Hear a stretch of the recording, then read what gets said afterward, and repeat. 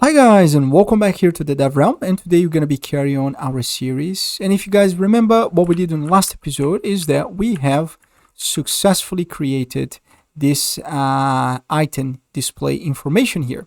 So what I would like to do for this video today is that I would like to add the ability to right click here and actually display like a context menu, right? But also, one thing here that I noticed, which is really good, is that it also works for the list. So you guys can see here on the list, there's a small refactor that we have to do that, which is that if you go to the items, so if you go, to the item grid here, we're gonna go back to the list, open up this inventory information there, right? The list inventory. Now, oh yeah, sorry, you need to open the item list here. Open up that, good. Now, the only thing that we have to change right here is that we have the item, the WP item here. So if I find the references by name, I have where we change the slot, right? We call the API item load. So what we would like to do here as well is just that when you start, you want to set the inventory ref, right? So we're going to plug it this one right here, and I'm just going to move this there. And here we just pass the inventory widget. So now when you hover your item on the list mode, it also works. All right. Something that I just would like to do here, which is fine. Now we need to do this logic that you right click and then it shows an option to use or drop or whatever. So let's do that right now. So to do that, what we're going to do is something very, very easy, something super easy, is that we're going to go here to the on mouse button down, okay, on here. We're literally going to copy this whole class, copy. And what I'm going to do, I am going to go to the slot item, and I am going to override on mouse, or I'm just going to search for mouse button down. And in here, I am just going to literally paste this stuff right there. Right, we do need to do a couple of updates, but basically we are literally just migrating this information here, right, the on mouse button down to that. So now what we need to do here is that we need to connect this one here first, of course. Now the mouse event we connected right there. Where is the input? And then we gotta do a couple of things. So the first thing is that actually I'm just gonna standardize this called st item slot, right?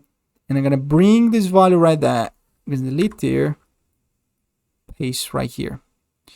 And now I'm gonna compile and save. Now inventory widget, I'm gonna delete it. I'm just gonna rename this for inventory widget. Sorry, inventory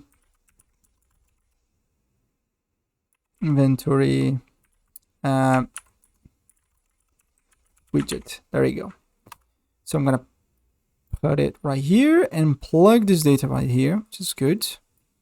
Now I'm gonna plug this value here and return handled. Now everything should work. So this should work with no issues. So now we are on the list. So it works here, also should work there. So if I go back here and switch this to grid, we should have our inventory working. Oh, it's not working. Why is not working?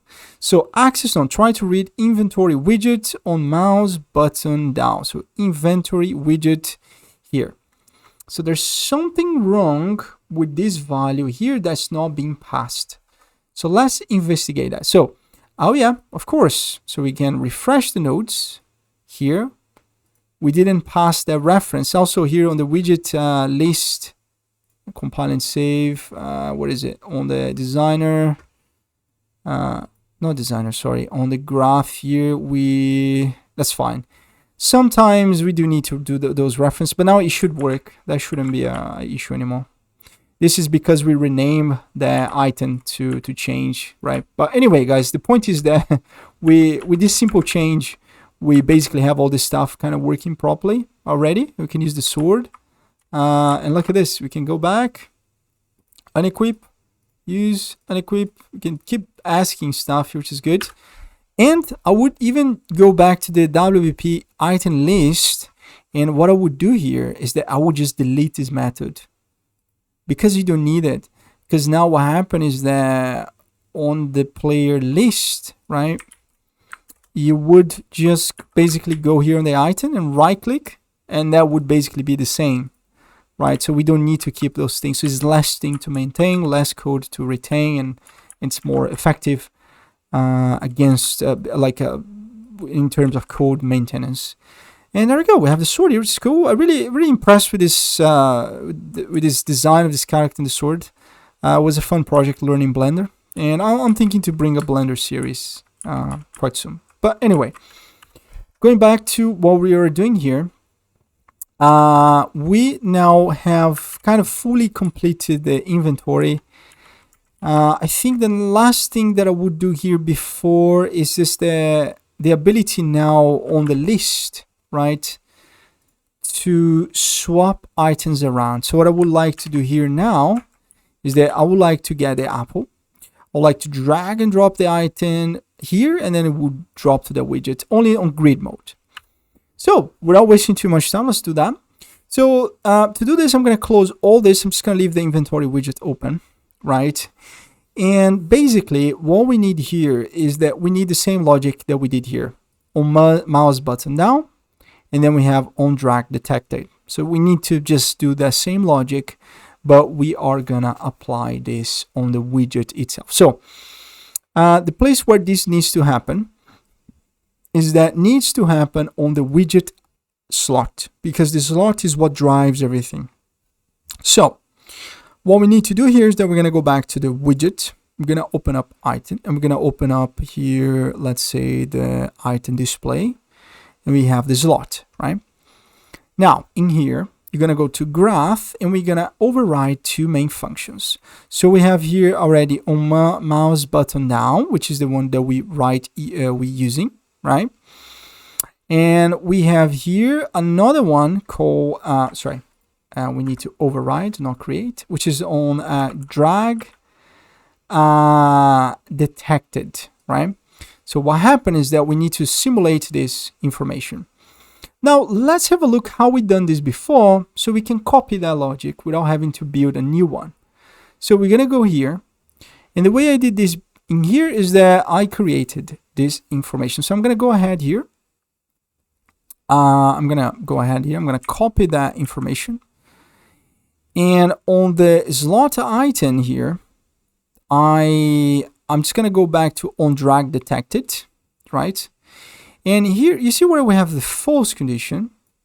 Instead of doing that, I'm just going to paste the information. I'm going to promote this drag offset to a variable. I'm just going to create here as a variable called drag offset.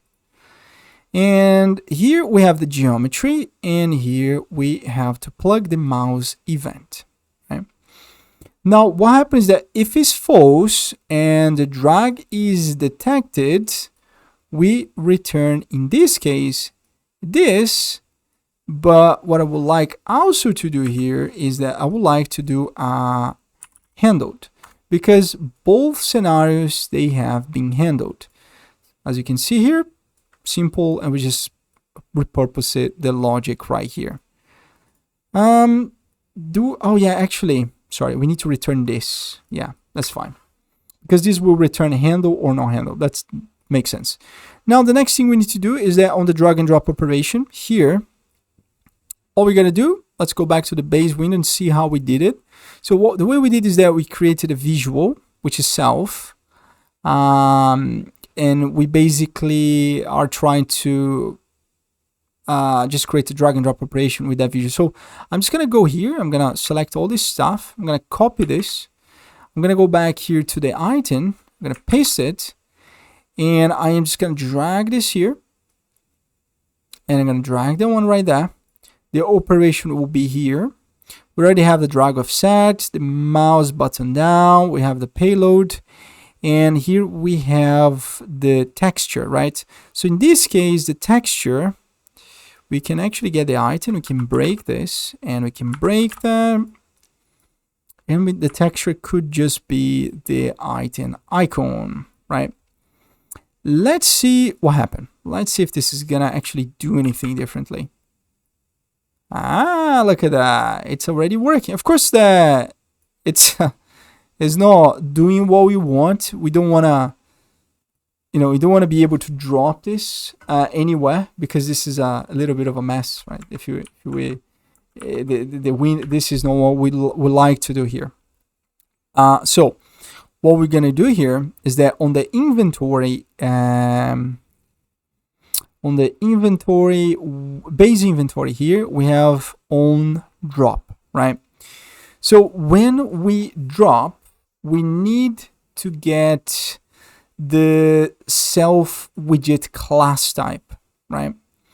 So what we would like to do here is, I'm just going to do a print here. We need to alter this a little bit, because every time now we drag here around it, it does that hello stuff, right? So we don't want this to happen. We want to get the class, right? We want to make sure what is your class, and I just want to print what is happening right here. Right, so let's check here. This is called W slot item.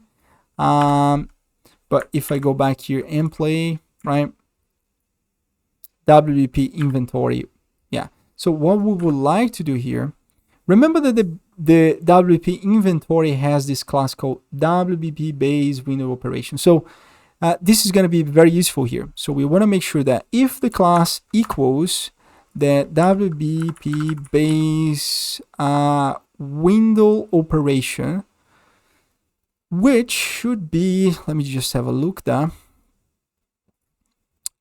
It's just a widget. It's just a normal widget, which is fine.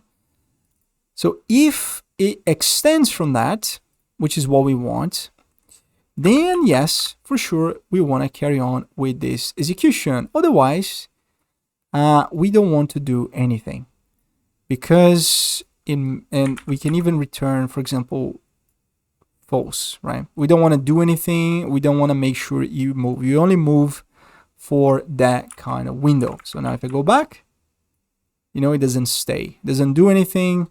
This one stays, or maybe not. Can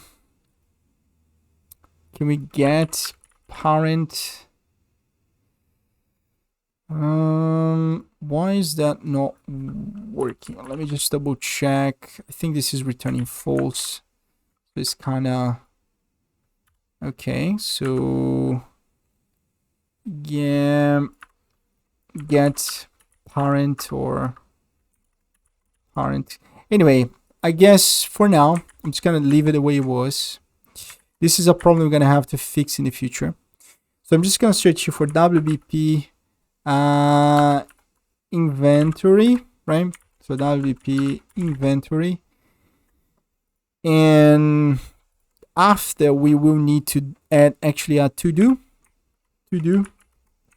add array of classes here. We will need to add an array of allowed classes there.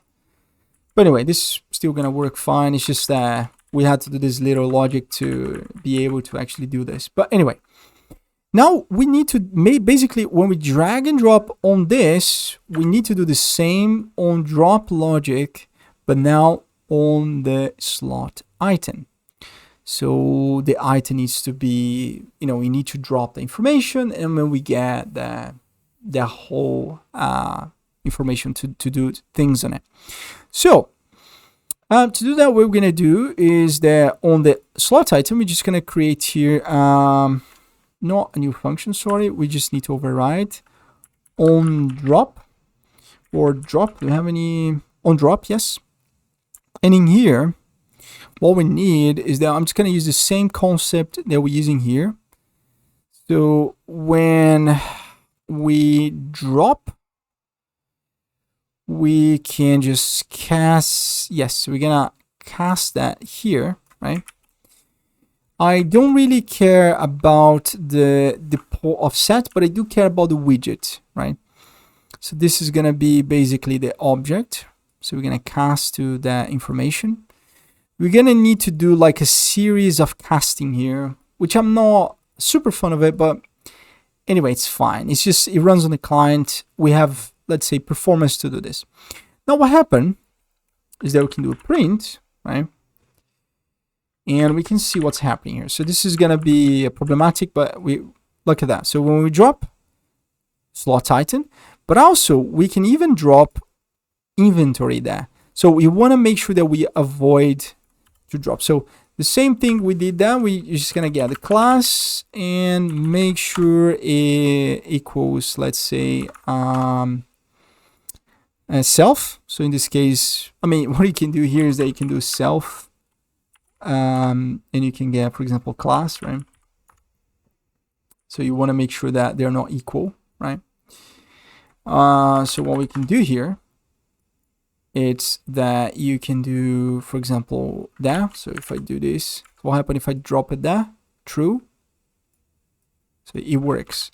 We need to avoid dropping on himself, but we can fix that loop in a later on because we have the slot number. Yes, so that's fine. Now we have we can create a branch, and now we basically have to create the logic to do this for us on the swapping thing, right? So let's go now. Open up our BPC inventory.